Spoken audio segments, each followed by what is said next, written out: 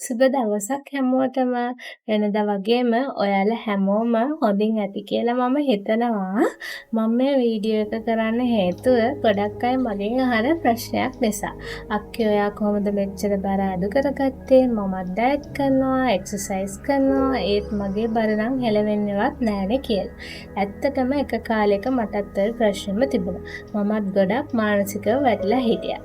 ඊට පස්සේ මමම රිසර්ච් කළා. මගේ දිනපතා පුරුදු එක්ක අපහු බලලා විශ්ලේෂණය කළා. ඇයි මෙහෙම වෙන්න හේතු කියලා. එතකොට තමයි මට තේරුනේ මම නොදැනුවත්වම ගොඩක් බර අඩු කරන එක ප්‍රමාද කරන වැරදි කරලා තියෙනවා කියලා. බර අඩු වෙන්න නැති එක අහන්නත් දෙයක් දෙන්නේ. ඒ වැරදි හදාගත්තට පස්සේ තමයි මගේ weight loss journey එක වෙනස් වෙන්න පටන් ගත්තේ. මම මේ වීඩියෝ එකෙන් කතා කරන්නේ ඒ වැරදි සහ ඒවා හදාගත්තේ කොහොමද කියලා. අනිවාර්යයෙන්ම ඔයාට මේ ප්‍රශ්නේ තියෙනවා කියන්නේ ඔයා මේ බර අඩු කරන එක ප්‍රමාද කරන එක වැරද්දක් හරි කරනවා. ඒ නිසා වීඩියෝ එක අවසානය වෙනකම් බලලා අනිවාර්යයෙන්ම ඔයා ඒවා හදාගන්න ඕනේ. ඉතින් වැඩි කතා නැතුව අපි වීඩියෝ එකට යමු. මම කරපු පළවෙනි වැරද්ද නැත්තම් ලොකුම මිස්ටේක් එක තමයි හෙට ඉඳන් පටන් ගන්නවා කියලා හිතලා කල් දාපු එක. මේ මිස්ටේක් එක නිසා මට weight loss journey එක පටන් ගන්නත් ගොඩක් කල් ගියා. දන්නේම නැතුව හෙට ඉඳන් කේකේ ඉඳලා දවස් ගණන්, මාස ගණන්, අවුරුදු ගණන් ගියා. මම දන්නවා ඔයාලත් මෙහෙම තමයි කියලා. අද කාලේ ඉවර වෙලා හෙට ඉඳන් පටන් ගන්නවා, ලබන සාදා ඉඳන් පටන් ගන්නවා, බර්ත්ඩේ එක ඉවර වෙලා පටන් ගන්නවා. හැබැයි මේ හෙට නම් කවදාවත් ආවේ නැහැ. අවසානයේදී මට තේරුණා හොඳම දවස තමයි අද කියන එක. මේ මොහොතේ ඉඳන් පටන් ගන්න එක කියන දේ. ඔයාටත් weight loss journey එක පටන් ගන්න ඕනේ නම් හෙට වෙනකන් ඉන්න එපා. අදම පටන් ගන්න. දෙවෙනි මිස්ටේක් එක තමයි perfect diet plan එකක් හොයමින් කාලය නාස්ති කරපු එක. මම YouTube videos බැලුවා, Facebook post කියවුවා, Google search කළා. එක්කෙනෙක් කියනවා rice කන්න එපා, තව කෙනෙක් කියනවා fruits කන්න එපා, තව කෙනෙක් කියනවා dinner ගන්න එපා. සමහර diet plan හොයාගත්තාම ඒව සාමාන්‍ය පවුලක ජීවත් වෙන හැමෝටම කරගෙන යන්න අපහසු දේවල්. සමහර diet plan වල තියෙන කෑම වර්ග ගන්නම ලොකු වියදමක් යනවා. අද තියෙන ආර්ථික රටාවත් එක්ක එහෙම diet එකටම බඩු ගෙනත් අපි සතියක් කරයි දෙකක් කරයි. තනියම ඉන්න කෙනෙක්ට නම් අපහසු නැහැ. නමුත් පවුලක් එක්ක ඉන්න කෙනෙක්ට මෙහෙම කරන එක අමාරුයි. ඒ නිසා මම තේරුම් ගත්තා perfect diet plan එකක් තෝරලා වැඩක් නැහැ. ඒක නිකන් කල් දාන්න යොදාගන්න excuse එකක් විතරයි. හොඳම දේ අපි ගෙදර හදන කෑම වර්ග වලටම පොඩි පොඩි වෙනස්කම් ටිකක් කරලා Tamanටම ගැළපෙන diet එකක් හදාගන්න එක කියලා. දිගටම කරගෙන යන්න පුළුවන් diet එක තමයි හොඳම diet එක. හැබැයි මේකට ඔයා කෑම වර්ග ගැන මූලික දැනුමක් ලබා ගත්තොත් තමන්ගේ ශරීරයට ගැළපෙන විදිහට තීරණ ගන්න ලේසි වෙනවා. තුන්වෙනියට මම කරපු වැරද්ද තමයි එක වැරදි ආහාර වේලක් කෑවහම නැත්තම් චීට් මීල් එකක් ගත්තාම සම්පූර්ණයෙන්ම ඩයට් එක නවත්තපු එක. අපි හැමෝගෙම ජීවිතේ මෙහෙම අවස්ථා එනවනේ. හදිස්සියේ නෑදෑ ගෙදරක ගිහාම, ෆන්ක්ෂන් එකකට ගිහාම හැමදාම මම කන්නේ නැහැ, මම ඩයට් කියලා අයින් වෙන්න බෑනේ. උදාහරණයක් විදිහට මම පොඩි කාලේ ඉඳන් කිරිබත් කන්න හරිම ආසයි. ඉතින් මම මේ ඩයට් එක කරන කාලෙත් පුංචිලගේ ගෙදර ගිහාම එයා මටම වෙනම හදලා කියනවා. ඉතින් මට එයාගේ මූණ බලන් නැට එපා කියන්න බෑනේ.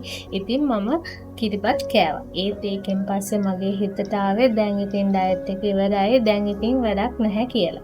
ඒ සිතුවිල්ල නිසාම මම තවත් දිගටම ජංක් ෆුඩ් කෑවා. හැබැයි අවසානයේදී තේරුණා ඇත්තටම එක මීල් එකක් වැරදියට කෑවා කියලා මුළු ප්‍රෝග්‍රස් එකම විනාශ වෙන්නේ නැහැ. හැබැයි එක මීල් එකක් නිසා දිගටම අතහැරලා දාන එක තමයි ලොකුම වැරද්ද කියන එක මට තේරුණා. හතරවෙනි මිස්ටේක් එක තමයි අනිත් අයගේ weight loss journey එකත් එක්ක මගේ weight loss journey එක සසඳපු එක. social media වල කෙනෙක් මාස 2කින් කිලෝ 20ක් අඩු කළා, මාස 3කින් අඩු කළා කියලා තියෙනවා. ඒක දැක්කහම මම හිතුවා ඇත්තටම බර අඩු වෙනවා නම් මාස 2කින් අඩු වෙන්න එපයි. මම මෙච්චර දවසක් කළත් මෙන්න මෙච්චරනේ අඩු වෙලා තියෙන්නේ. කොච්චර කළත් වැඩක් නැහැ. මගේ බර නම් අඩු වෙන බරක් නෙමෙයි තියෙන්නේ කියලා මම හරිම ස්ලෝ කියලා හිතුවා. ඒත් සෝෂල් මීඩියා වල තියෙන හැම දෙයක්ම ඇත්ත නෙමෙයි. සමහර අය කෘතිම ටැබ්ලට් සර්ජරි එහෙම කරපු අය ඉන්නවා. ඒ දේවල් හැමෝටම කරන්නත් බෑ. කරන්න හොඳ දේවලුත් නෙමෙයි. ඒ නිසා අපි තේරුම් ගන්න ඕනේ හැම ශරීරයක්ම වෙනස්. ආරම්භක බර වෙනස්. වයස වෙනස්. ජීවන රටාව වෙනස්. ඒ නිසා කම්පෙයාර් කරන්න එපා. ඔයා ඊයේ හිටපු ඔයාවම අද එක්ක සසලන්නේ. එතකොට තමයි ඇත්තටම කොච්චර දුර අපි ඇවිත් තියනවද කියලා අපිටම තේරෙන්නේ. පස්වෙනි මිස්ටේක් එක තමයි ස්කේල් එකේ නම්බර් එකෙන් මගේ සතුට තීරණය කිරීම. මම මුලින්ම දවස ගානේ බර මනින්න පුරුදු වෙලා හිටියා. බර ග්‍රෑම් 100ක් අඩු වෙලා නම් මට හරිම සතුටුයි. 100ක් වැඩි වෙලා පෙන්නනවා නම් මට දුකයි. සමහර දවස්වල එහෙම වැඩි වෙලා පෙන්නුවාම ඊයේ මම කොච්චර එක්සර්සයිස් කළාද ඒත් මං අඩු වෙලා නැහැ කියලා අදායරෙමත් වෙනවා. අතහැරලා දාපු දවසුත් තියෙනවා. පස්සේ මම රිසර්ච් කළාම තේරුණා හැමදාම බර එක වගේ අඩු වෙන්නේ නැහැ. අනික හෝමෝන වෙනස්කම් ඇගේ තියෙන වතුර ප්‍රමාණය අනුව බර දවස ගානේ පෙන්වන ප්‍රමාණය වෙනස් වෙන්න පුළුවන්. සැබෑ වෙනසක් බලන්න නම් සති දෙකකට සැරයක් බර මෑනිලා බලා ගන්න පුළුවන්. ඊට අමතරව ඇඳුම් ලිහිල් වෙනවද? කලින්ට වඩා ශරීරයට සැහැල්ලුවක් දැනෙනවද? කලින්ට වඩා ඇවිදින්න ලේසිද? මේ වගේ දේවලුත් ඔයා නොටිස් කරන්න ඕනේ. ඉතින් ඔයා දවස ගානේ ස්කේල් එක උඩට නැගලා බර මැනලා අදෑරුමක් වෙන්න එපා. 6 වෙනි වැරද්ද තමයි මම වතුර අඩුවෙන් බිව්වේ.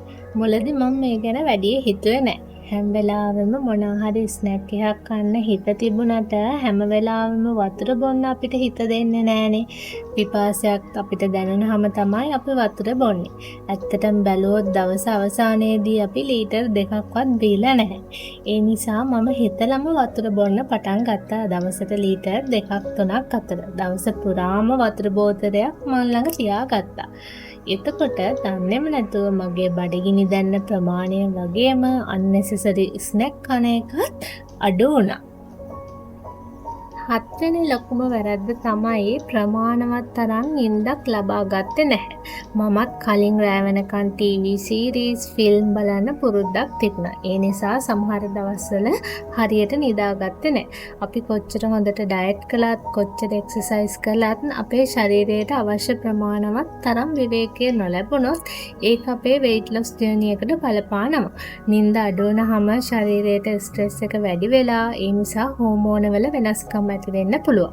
මේ දේ මටත් ටික කාලයක් යනකම් තේරුනේ නැහැ. ඊට පස්සේ තමයි මට මගේ නිින්දේ තියෙන වැදගත්කම තේරෙන්න පටන් ගත්තේ. හැකිතරම් එකම වෙලාවට නිදා ගන්නත් එකම වෙලාවට නැගිටින්නත් මම උත්සාහ කළා. ඒ පුරුද්ද හදාගත්තට පස්සේ මට ලොකු වෙනසක් තේරුණා. weight loss එක කියන්නේ කෑම සහ එක්සර්සයිස් විතරක් නෙමෙයි. හොඳ නිින්දක් ලැබෙන එකත් ඒ තරම්ම වැදගත් වෙනවා. 8 වෙනි ලොකුම වැරද්ද තමයි එක්සර්සයිස් එකෙන් විතරක් බර අඩු කරගන්න පුළුවන් කියලා හිතපු එක.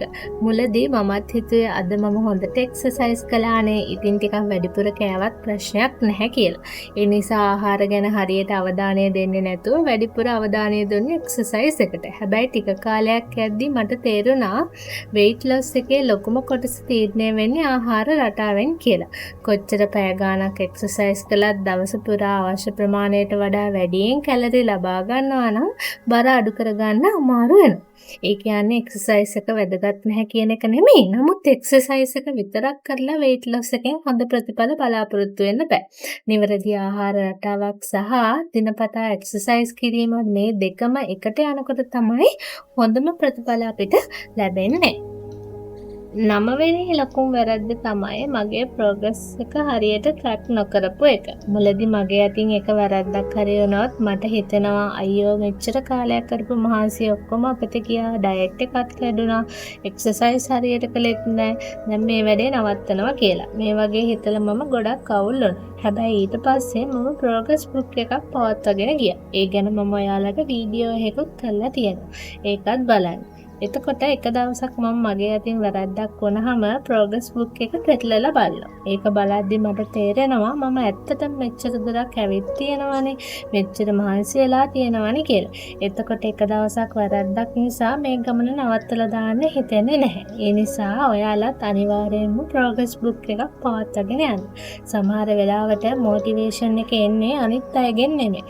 අපිව ළඟා කරගත්ත ප්‍රෝග්‍රස් එක දැක්කම තමයි. 10වෙනි නැත්තම් අවසාන වැරද්ද තමයි මම මාවම අවතක්සේරු කරලා හිතපු එක. මම නිතරම හිතුවා මට බෑ මම කවදාවත් වෙනස් වෙන්නේ මගේ බර නම් අඩු කරන්න බෑ කියලා. සමහර වෙලාවට වටේ ඉන්න මිනිස්සුත් අයියෝ මොකද මේ මහත් වෙලා කැත වෙලා මේ වගේ කතා කියනවා. අපි ගැනම අවතක්සේරු කරනකොට ඉතින් අනිත් අය අපිට ඕන තරම් කතා කියයිනේ. ඒ නිසා මුලින්ම ඔයා ගැන ආදරෙන් හිතන්න ඕන. මම මේ ගමන ටිකෙන් ටික ඉදිරියට යනවා. මම මේක කරන්න පුළුවන්. දවස ගානේ මම ලස්සන වෙනවා, සෞඛ්‍ය සම්පන්න වෙනවා කියලා හිතන්න. weight loss එකේ ලොකුම සටන තියෙන ශරීරය එක්ක නෙමෙයි. හිත එක්ක. හිත හයිය නම් ශරීරය ටිකෙන් ටික ඒ ගමන අනුගමනය කරනවා. ඒ නිසා ඔයාවම විවේචනය නොකර ඔයාගේ ලොකුම සහායකයා ඔයාම වෙන්න. අවසානයේදී මම ඔයාලට කියන්නේ weight loss journey එක කියන්නේ perfect කෙනෙක්ගේ ගමනක් නෙමෙයි.